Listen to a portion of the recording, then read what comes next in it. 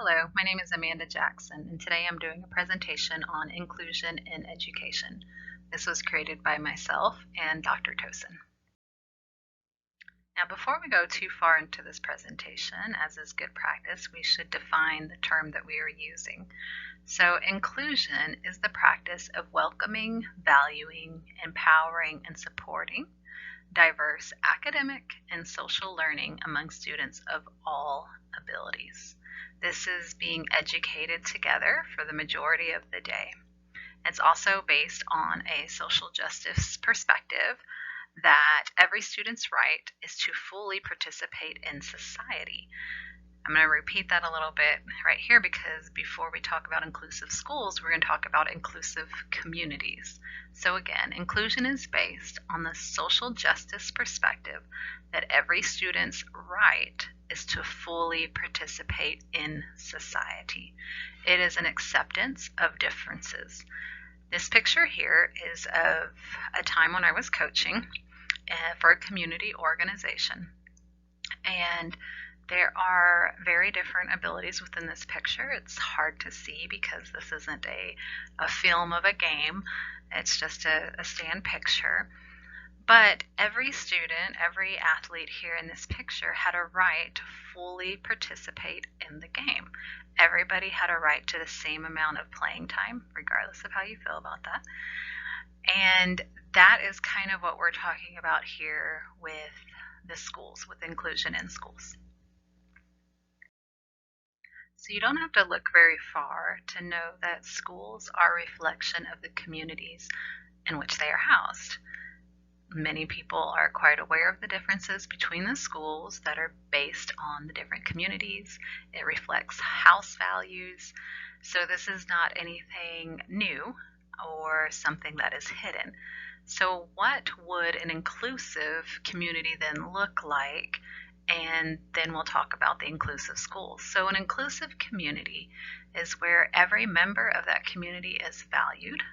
It's where there's a sense of belonging and acceptance. It's where different individuals, regardless of differences, you have different religions, ethnic backgrounds, ability levels, that they're all participating socially within the community, different events. One way to kind of assess this, if you will, is to look around at a community event, whether it is a gala or if it's a festival of some sort. And then if you even have a few friends, you can look at a private birthday party, for example, within the community. You kind of see the inclusive practices within that community. So now let's move into educational law. And we're going to start here, not because it really applies in our current 2020, but I want to talk about something that No Child Left Behind Act stated that I think is a good gauge. And it says that ensuring access to children to effective, scientifically based instructional strategies and challenging academic content. So when I read this, I interpret it challenging academic content is going to be the curriculum that the student's receiving. So if I'm looking at the degree to which there is inclusion within a school, I, as an administrator or even a teacher or especially a parent, I want to look at the curriculum that is being offered in the different settings within that school. Also, scientifically based instructional strategies. So often in education, the practices, and this isn't everywhere, we're going to acknowledge that for sure, but sometimes there are practices where the teacher or the school is doing something because that's the way it's always been done, or that is the way that they were taught, or it's what they've seen, or it's how their previous supervisor or teaching lead showed them. And it's not necessarily scientifically based instructional strategies. So this is where, especially if you're a parent, you can go in and you can research the current strategies and you can really push back on the school to have those things implemented. Now let's go to the law actually on inclusion, and that's with IDEA. And it says the purpose is that all children with disabilities have available to them a free, appropriate public education. And I'm not going to get into too much case law on debating the different ways that appropriate has been interpreted within the law. I'll leave that for you in legal studies. That emphasizes special education and related services. This is important to remember that you can ask for different services for your child in special education. Now here's the kicker. Designed to meet their unique needs. So one thing when I go into IEP meetings is I always start with the disability diagnosis. And I know there's different feelings about that, but it really helps me narrow down the academic research on it. So I can look specifically at research on students with a particular learning disability or students with intellectual disability, which is more of my field. And I can say, this is what works for this population that is in the research. It's scientifically based, right? That prepares them for further education, employment, and independent living. Okay, so this to me is something that everybody should have written down when they go to education meetings as an advocate or for their children or whatever your role is, even as a teacher and as an administrator, that I hope that you first look over the goals and you ask this question.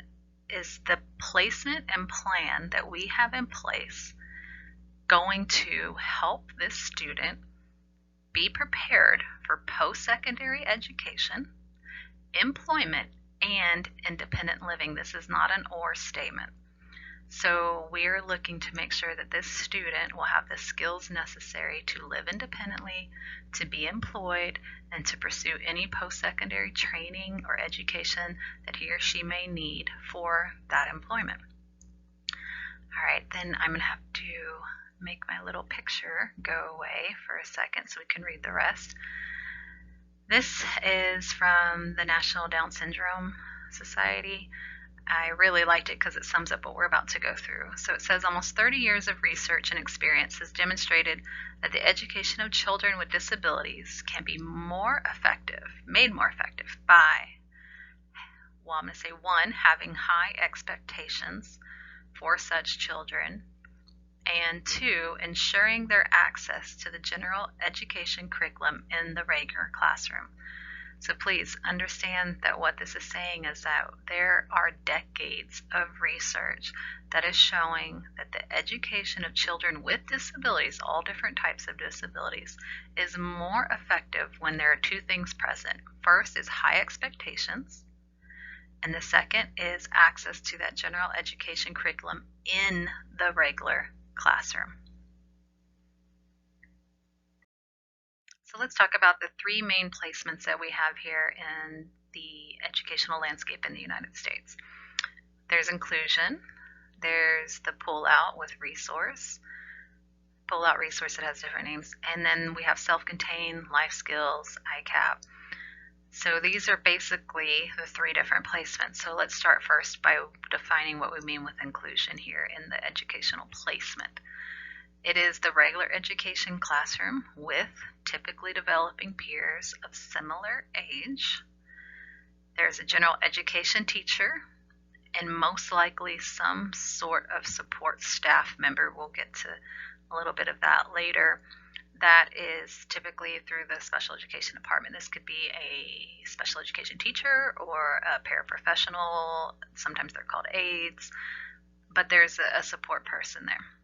Then we have resource. This is where a special education teacher, or at least someone who's certified in special education, works with a small group of students who have been identified as, I really hate to put this term in, needing intensive help to perform on grade level, because that placement doesn't necessarily help them get back onto grade level. So but that's generally why someone will suggest resource. And then the self-contained classroom is removal from the general school population, from the general education classroom, for some or all part of the day. And generally, that means that there's a different curriculum that is present. It also generally will be a smaller class size, which, if you're familiar with educational research, should make you say, well, that should be better. But we'll go through some of those pros and cons here in a minute. And then one thing I wanted to review too that I found interesting, there's a recent study that showed students in that placement actually were the most likely to be socially and instructionally or instructionally disengaged, with about 23%. That's compared to 0.04%, and IE stands for inclusive educational placement. So I just want you to show there that the smaller class size, the self-contained placement doesn't necessarily equate to more engagement academically and socially speaking. Okay, so let's talk about some of the academic benefits that have been found in educational research. First, overall literacy has been found to increase. Specifically, there's been a couple different studies that show different parts of literacy. There's increased language skills, increased comprehension, that's ability to understand what was just read, increased fluency. This is the rate at which one person reads. So a teacher might test fluency by giving a student a paragraph to read and timing it, and then seeing how many words were read correctly within that time. And then that would be the rate or the fluency. Increased ability to write short phrases, and not just write them, but write them independently. Then this research specifically by Buckley, I really use, and I found it to be very solid, and it was longitudinal. It was specifically on students with Down syndrome, but what they found was literacy gains of over 3 years, 3.3 years, and expressive language gains of 2.5 years. There's also found to be the ability to read and understand short phrases, which again, that goes back to comprehension and fluency. So let's kind of backtrack a little bit and go back to this research by Buckley. Literacy gains of 3.3 years between someone who was in an inclusive school setting and somebody that was, I believe in this study, it was a special schools over in Europe. So a little different than a self-contained setting. But nonetheless, educated in a classroom with other students with disabilities and not with what we call typically developing peers. It's the term, don't hate me for it. So when I first read this research, I have a daughter with Down syndrome, and she was starting elementary school, and they wanted her to be placed in the self-contained classroom for kindergarten, even though she was on kindergarten level, but I will spare you my story for now. But I want to give you my personal experience to this, because sometimes research also is based on different cases. So I'm submitting to you my personal case study, if you will. So with our daughter, she did end up getting into an inclusive placement. We moved school districts, we moved cities, and she got into a school that gave her fully inclusive education K through 5th grade for her elementary school. And I remember some of the one book that I had in particular was given when she was just a baby, and it told me the levels that I could kind of expect for her to develop in terms of someone with intellectual disability. And I remember thinking, mostly this is falling around a 2nd grade level for some of these things. Well, I now have a daughter who is 15. Majority of her educational placement, with the exception of one math class in 7th grade and one math class in 8th grade, has been an inclusive placement. And she reads at a very high fluency level. She is at more of a 5th and 4th grade reading level. And she reads texts frequently like the King James Version of the Bible. And her vocabulary is grade level in terms of spelling. And she's able to write her thoughts down. Sometimes we need graphic organizers to organize the string of consciousness. But all this I'm submitting to you to say that it is definitely 3 years or more that she had gains from what I was told to expect. Okay, so let's move on to mathematics. There's an increased ability to add and overall gains in math. So I was a little less hopeful when I saw the research on inclusive education in terms of math. But again, I'm going to submit my case study to you. This year, my daughter finished her freshman year, her 9th grade year of high school. She was in the general education classroom for algebra 1. And for many of you listening, you may have struggled with algebra 1 and you didn't have intellectual disability. But she did it. She did algebra 1. We have the credit, we have the test, we have the work. In fact, I'm going to post a video of showing her doing some algebra equations that she did this year, just to show that all of this is kind of just showing you that the inclusive placements do result in higher academic gains. And then the child themselves will dictate where that falls. Other benefits, access to instructional opportunities like labs and projects. There have been a lot of labs that my daughter's got to enjoy, and field trips too that I'm sure other students outside of inclusive settings also get to enjoy. But she's been in these inclusive science classes and got to do these different projects. Also, access to the full curriculum. So we have sometimes notes on her board when we walk in, and she's talking about the rotation of the planet, or she's just writing down different things that are studied in the general education curriculum. She gets exposed to all these ideas in our world and all this history, and the same opportunity to that curriculum as her peers. And then access to highly qualified teachers in their subject area. So with this, I've always kind of said this during our IEP meetings, that the teacher who is the expert in that content is the one I want my child with. And here's why. Because the strategies that are implemented, and this is nothing against special education teachers at all. I have some very phenomenal special education teachers over the years. But the strategies that are utilized are ones that can be easily utilized and learned by different staff members. And a lot of times the same strategies that are used to teach other learners inside the classroom are the same that are going to help her learn.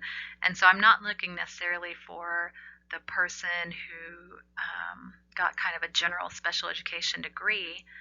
And I did look it up one time. It's a difference of 4 classes between special education degree track and a general education degree track. But I'm more so looking for that content expert that can go through that with my daughter. So this is a video that you can find on YouTube. This is my daughter doing addition with carryover and decimals. And this was already at this point in elementary school much, much higher than the level that I was told to anticipate that she would be able to do mathematics. This is included in here because you can kind of see on the paper that she's doing a strategy. She's drawing circles to the right of the number to help her add the different numbers, and then she has the tens up there to help her carry. And then she has like a little line to help her, drop the decimal.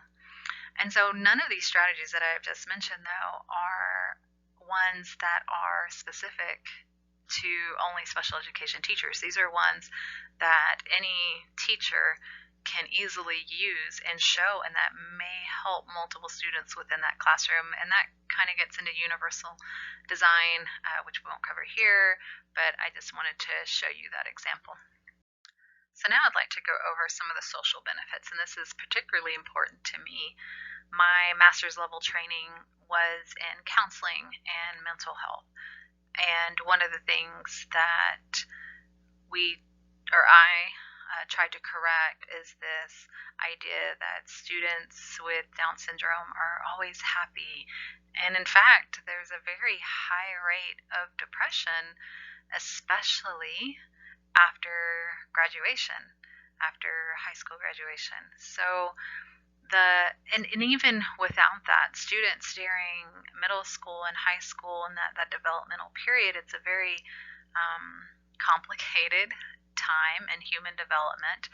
And then across our lifespan, we've already seen in research in regards to, well, Alzheimer's, that the risk decreases with increased social activity, and how mental health is better when someone is engaged socially. So let's go over some of these social benefits. First, in terms of peers and relationships, they're reported in multiple studies sense of feeling of membership and belonging. Belonging is a very basic human need in some theories. I agree with those theories. Also, friendships, meaning expanded peer groups. And peers, in return, are more appreciative of differences. Then in skills, there's increased social independence, improvement in social and communications skills. The one part, and I don't know if I have language on here, is, and that's part of communication skills. When we learn to communicate, we learn to communicate in social settings. So the more natural settings that someone is able to engage in, verbally or non-verbally, and however way that they communicate, but in the natural setting for them to be able to communicate and practice those skills, they're going to fare better than just being the recipient of something on the other side of a video like this. And so those type of interactions allow for increased communication skills. Also, improved motivation. This is especially true, I've found, with students with Down syndrome who really seem to be motivated being around peers. There's also more behavior models. And this goes either way because we've had behaviors that weren't modeled very well. But generally, in comparison now to self-contained settings. So in self-contained settings, there are reports of more, I don't want to use the word intense. I'm trying to think of what it was on the study that I'm recalling. But there were more aggressive behaviors that were in self-contained settings versus in the general education classroom. And students will model the behaviors that they see. And so overall, the number of quote-unquote negative behaviors in self-contained classrooms is actually higher than the general education classroom. With the same student with the same disability, not the same student, but a similar student with the same disability in two different settings, the one who's been exposed to more of those negative or aggressive behaviors is going to be more likely to model them versus the student who has more what we call behavior models. I love this quote, even the most talented, dedicated special education teacher with the most innovative materials and equipment is unable to provide these models in a setting, in a social setting is what I will add. And that's really what we're talking about here, these models. There are different models for education. There's the one with the peer-to-peer learning, and we know that that's very important. There's also the teacher to student, kind of the content expert to the learner model, and that's also important. But generally there's a mix of both to really help students learn. And there it is, the presence of less difficult, significant behaviors. And that was a special school. So this again was a European study versus a self-contained classroom, but again very similar. Now, I wouldn't be a very good researcher if I also didn't look at drawbacks, and I wouldn't be a very honest researcher if I didn't list them. So these are specific to Down syndrome. We'll go over benefits and drawbacks. Increased self-esteem, And this was a qualitative study, and the feedback was from students saying that school was enjoyable. I can attest to this, that my daughter loves going to school. In fact, one of the arguments that we'll make when we are being asked to remove her from general education classroom is the amount of impact that would have on her emotionally because of how much she enjoys school and her peers. Increased expectations. This is incredibly important. If you remember a few slides earlier about the need and No Child Left Behind, how they mentioned expectations, the need for high expectations. So, especially regard to reading, due to greater responsibility reported by the lead teacher for education of the student when the child is not pulled out or tested by SPED teachers. And also a removal of stigma by peers. This is important to me in terms of a socially responsible role within our community to try to build a more inclusive community. Now let's look at some drawbacks. So there's an older theory, 1954, it's older. Social comparison theory doesn't mean it's not valid. It's just older. So basically, in this theory,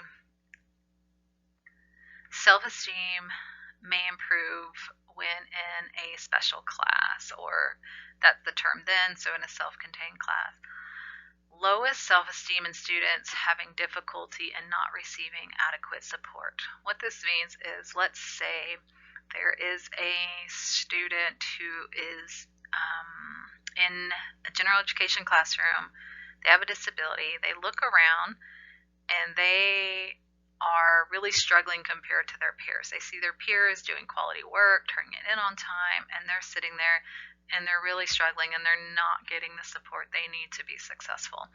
Those are the students that report the lowest self-esteem. And therefore, students that are in a setting where other students are struggling similar to them, they may actually have improvement in self-esteem. Another study also showed that, and this is socially, that they're more likely to have a girlfriend or boyfriend if they're in a segregated setting. And so I kind of put that as a drawback just to be humorous, but maybe you don't find it humorous. Now, if I'm going to be frank, I really don't too much like going over all the research on how it benefits peers. I like to keep the focus on the individual student.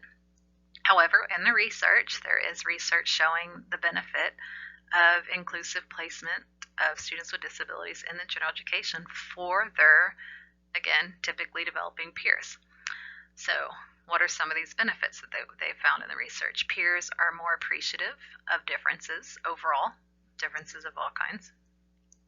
The peer can serve as a tutor, which in the educational research we know means that there's a chance for mastery of content. The ability to reteach something helps for that that content to be mastered and to really stay in that long-term memory. There's also a feeling of accomplishment, and it reinforces this value of helping others, which I appreciate. I think that's something that we would like to see in them as they grow. Also, prepared to work with different learning styles and abilities. This is important in terms of their future employment with coworkers. The students that were typically developing, that were in inclusive educational placements where students with disabilities were also present, they gained some of these skills that employers look for, and that includes the ability to work with people of all different learning styles, processing styles, etc. They may gain beneficial skills in terms of when they become a parent of a child with a disability. So sometimes we get into this bubble and think that all children are born without disabilities and without any health issues, and that's just not the case. And then in co-teaching and pair-teacher models, so this is where there's a gen ed teacher and then there's either a aide or a paraprofessional, or there's another SPED teacher that's in there supporting, so there's two teachers in there. There's also more hands in the classroom. And so this means that that student who may be in there but doesn't have a diagnosed disability and is not getting support services when they're struggling with a particular assignment or they have a question, well, there's more people in there to give support. And then lastly, what I have here is educators also may benefit from delivering instruction in different environments. So this also can help the educators themselves. Now let's go over some of the benefits in terms of post-school outcomes. So remember 3 outcomes here: independent living, employment, and post-secondary education. There's a national longitudinal study that was done by Wagner et al. In '06, and it showed that graduation rates, independent living, and the percentage of students with disabilities who were gainfully employed post-high school was positively related to inclusive versus segregated education placements. Specifically, I want to draw your attention to graduation rates. There is national data sets, the NLTS2 2012, that show how low graduation rates are for students with disabilities. It really is quite low compared to other student populations. So the fact that this was related, increased graduation rates was related to inclusive educational placements, should be something that is on multiple people's radar. Also, let's look at another benefit, and that is that students are educated in the environments that are going to be similar to the environments they're going to live and work in. It's kind of hard to teach skills independent of the social situation. So what I mean is, we talked about language skills. The best place to teach language skills is in the actual social situation. You'll see people that go to another country and immerse themselves in the culture and in the community and speak the language to really master the language. And this is not speaking of language, but these environments have certain, let's say social rules, if you will, and cultures and things that are, socially acceptable to do and things that aren't. And to be able to learn in these environments and then turn around and have those skills necessary to live and work in those environments is a benefit. There's a study by Johnson in '06 that said that full-time employment was more likely if a student was educated in a fully inclusive setting. And then there was a study by Affleck et al. It was kind of an older one, 1988, but it spanned over 15 years, and it found that students with disabilities educated in inclusive settings had an employment rate of 73%, while those in segregated programs had an employment rate of 53%, so that's 20% lower. Again, this is really important if you look at employment rates. I'm not sure what it is for people with disabilities as a whole, but I know for students with intellectual disability, at least 1 year post high school, employment rate is in the teens, if not lower. So you're looking at this says 73% employment rate, but for individuals with intellectual disability, you're looking at, something in the teens, much, much lower. And so this inclusive education becomes all that much more important.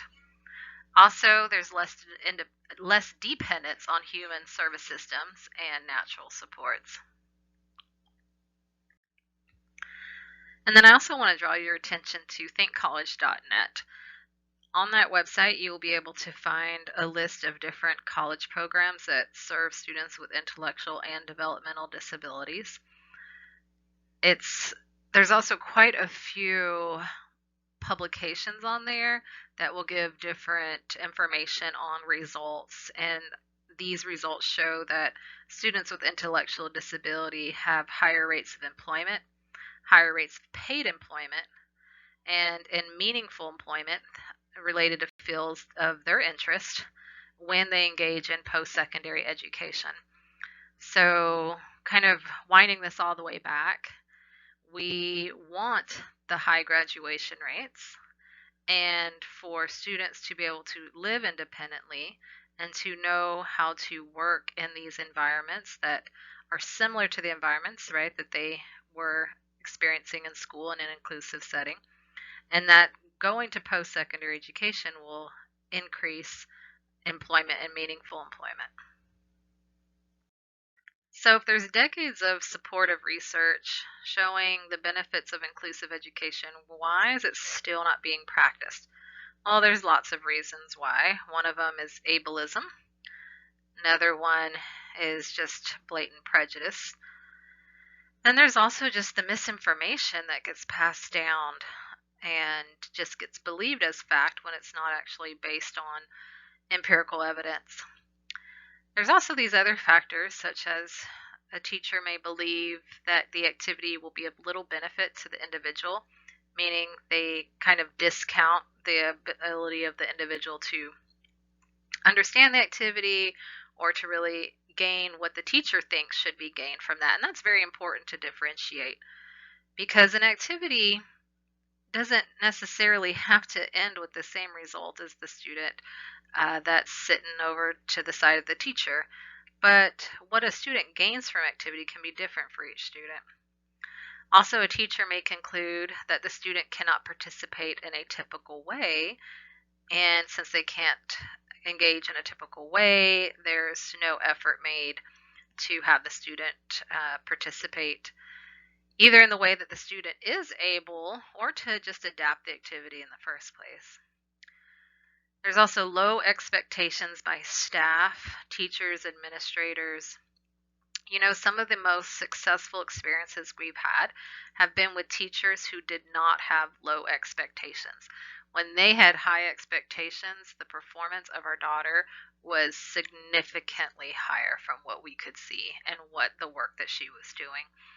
So this is present, and you will combat this because in our society as a whole, we have, well, not more or less, but we have said that certain lives are of more value than others. And if you think I'm making that up, you can look at the abortion rates when a diagnosis is given of Down syndrome.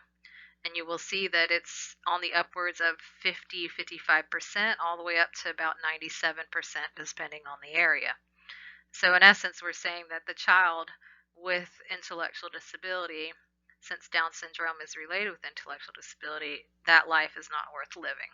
So, you understand that that permeates within our social system and that our schools are a reflection of our societies. Also, there's a fear of general education staff in working with students with disabilities. This includes any prejudices they may have. You got to remember, too, that a lot of these staff members, depending on their age, and where they were educated, what they saw, if in their different educational systems, likely was a very segregated setting. They likely did not have very much interaction with people with disabilities, and their everyday lives likely does not also engage people with different ability levels. So there's some prejudice that is formed there. It may also help in this regard to focus on the student's needs and ways to help them versus their actual diagnosis. The least restrictive environment, that's LRE, is more likely to the result of a zip code than disability and need for support. So this was an interesting thing that Dr. Tosin did with a group of students, and they looked at individual education plans and the setting in which students were educated, and then they looked at them and divvied them up basically by zip code.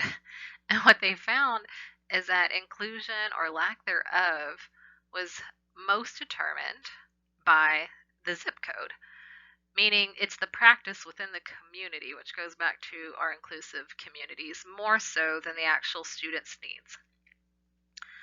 There may be things such as learning styles are too different, which just points to a misunderstanding of what learning styles are.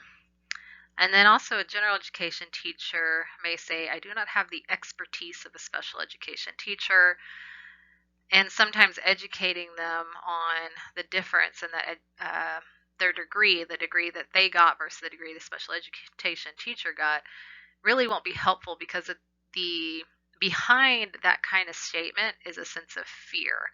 And that fear is probably related to something else or one of the things we already covered. There are also issues of quality. A district or school may not have a good research-based inclusion model. And in case you're wondering, there are 5. One teach, one assist is where you have the gen ed teacher and someone in there assisting them. Typically, it's a paraprofessional. There's station teaching, which is just like it sounds.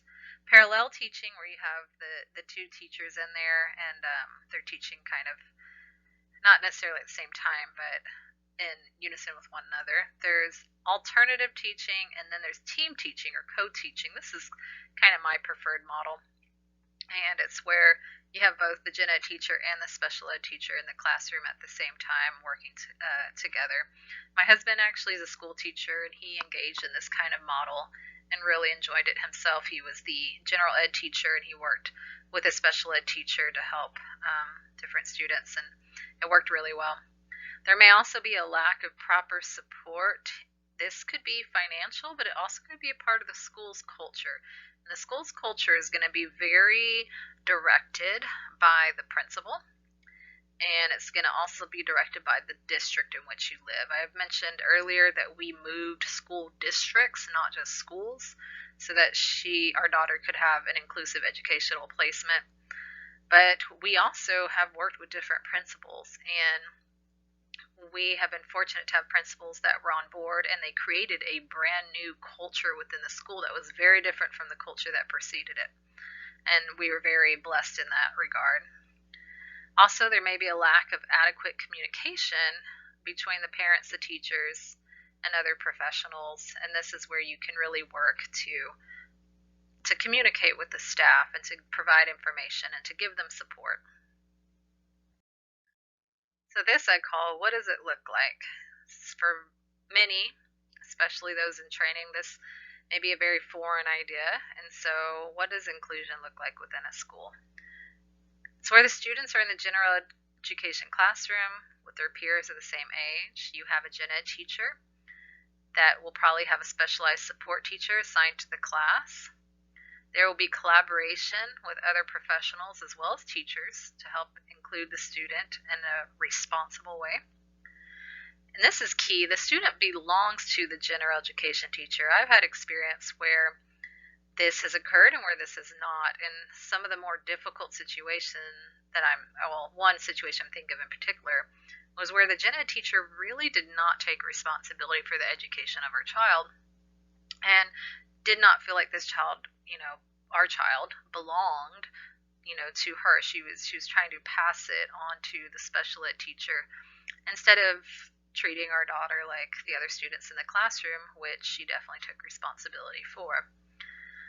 A key factor in successful deployment of support was the extent to which the class teacher took full ownership of the education of the pupil. So that was found by Fox, Farrell, Davis in 2004, and that was the experience that we had. Also, there's a recommendation to have no more than 25 pupils per class. You may be laughing right now because there are quite a few public education classrooms that are very beyond that 25-person mark, but that would be the recommendation, with no more than 2 students or 10% of the class having disabilities. Also, staff training, and this is really key, weekly collaborative time. Some of the teachers that I spoke with, I'm not sure how often they actually collaborated, but I know that it was fairly frequent, and that's when things were really going well. Also, modifications to curriculum as needed, and adaptations as needed, which is things like more time, reduced questions, use of the calculator, even after-school tutoring. And these are all things that can be utilized to help implement inclusion. Some more tried and true practices is to have the previous teachers speak with the new teachers and offer successful strategies that they found. Many times the teachers will have either creatively or just because of their training have different strategies that really worked well. And so it's important to have those teachers speak with one another from year to year. Meeting with parents regularly who really are the expert on their child is very key. And providing parents with assignments in advance also helps this kind of cross collaboration between the home and the school. I'd like to wrap up this presentation by sharing some pictures over the course of our journey in terms of inclusion. So on the top right there, that was actually in the preschool, the pre-K program, the PPCD program that our daughter attended, and it was an inclusive program.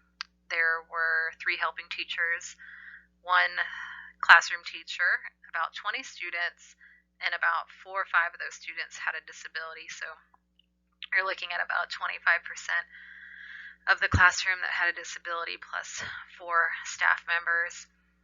And from there, she continued the inclusive placement. There's a picture there during elementary school at the daddy-daughter dance with all her friends dancing. And then you kind of move around and you see her with her Girl Scout troop, well, with their vest on the top picture, but also there in the middle when they're visiting the Dallas Cowboys Stadium. And then below you see that, her invited to a play, and then they're invited to go trick-or-treating with all her friends that she went to school with. And so a lot of this is just a testimony, a testament to the relationships and friendships that are built in inclusive educational placement, the things that she gets to experience that are outside of just data and research. Some other benefits that I've noticed personally, more than the friendship, is her speech, her communication, her ability to have that receptive and expressive communication. Also, she's got to experience a lot in terms of the different curriculums that she's been exposed to. She's learned different social skills, and one thing that's happened is safety. And so we actually had an incident in middle school where the helping aide, the paraprofessional, was mistreating our daughter. Well, obviously, we were unaware of it in the middle of the general education class, and the general education teacher was not doing anything about it. And my daughter actually had a student stand up for her, and then another student report it to their parent, and then we had about 3 parents that spoke with their children, and so all this came to light because there were people in the classroom that cared about the way she was being handled physically and the way she was being spoken to, and we were able to put a stop to it very quickly. There is data that shows that students and this is not a scare tactic in any means, but that students in the segregated educational placement settings are at higher risk of being abused by staff members. And I have to think part of that is because of this natural support that's in the general education classroom for students to have other people stand up for them. There are some drawbacks. So again, full honesty disclosure here, that there was a time where she in middle school was saying, well, this student is normal, or that student is normal. And this word normal had entered her vocabulary, certainly not one that we used. And, my guess was that it had to have come from school in some way. So there is going to be those students that stand up for her. And there's probably also going to be students, staff members who point out her differences. And she may also have just noticed her differences, what we talked about earlier with that social comparison theory. And then I put exposure to the nonsense. So there's going to be curse words that are learned and inappropriate music that's listened to, jumping on Facebook or, social media accounts without you knowing, or at least without us knowing. So that's another thing that comes together with the package. I'd like to dedicate this page to some of the teachers that have really helped. I wish I had pictures of other teachers because there definitely were quite a few that I just don't have images of to share. But I like this quote here that talks about that a child is a person first, and that there may be difficulties or challenges in their lives and their education, but as said here, this can be overcome by a good teacher with little more than information, appropriate support, and a positive attitude. Now, this won't be all the teachers that you have, but we definitely have prayed over our daughter's education, and we have been very blessed, and we recognize that blessing of having multiple teachers who really made a difference in helping her be included. So I'm going to wrap up here, and this is today, sort of, within the last year. And so we have a mix of activities that she's involved in. You can see in the middle there, that was her last birthday party. And you see all the friends that came over to the house and had a birthday party with her. On the right, she is the manager for the drill team at her high school. Many of those girls are friends that she has grown up with in elementary school and on middle school and now high school. But we also have some other activities that are specifically for students with or individuals with her disability. And so on the far left, you see there she's in a bike camp that was put on by the local Down Syndrome Association. And she's learning how to bike ride. So we have a fairly good mix of things in her life that she enjoys.